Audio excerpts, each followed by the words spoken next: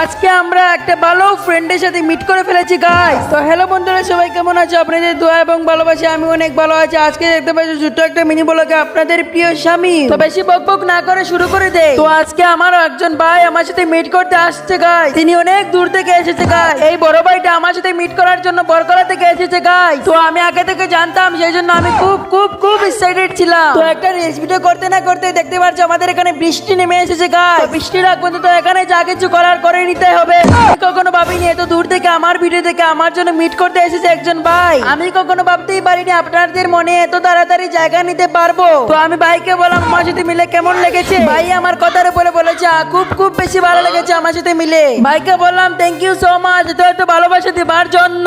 তারপরে আর কি বড় ভাই সাথে রিলস ভিডিও কয়টা করার পরে দেখতে পাচ্ছি আমি আমাদের প্রিয়াঙ্কুপুর কাপিল আমি মা সব আমরা বাড়ির দিকে রওনা দিচ্ছি। তো এই ভাইয়ের সাথে কথা বলে আমার অনেক ভালো লেগেছে গাই। যারা যারা আমার সাথে এইভাবে ছোটখাটো ভাবে মিট করতে চাও তারা আমাকে অবশ্যই কমেন্ট করবে। তো ফাইনালি তার আগে রিলস ভিডিও তার লগে গল্প করার পরে দেখতে হতে বাট আমরা বাড়িতে গেছি। বাড়িতে দেখতে হতে বাট পুরো আন্ধার হয়ে গেছে গাইস।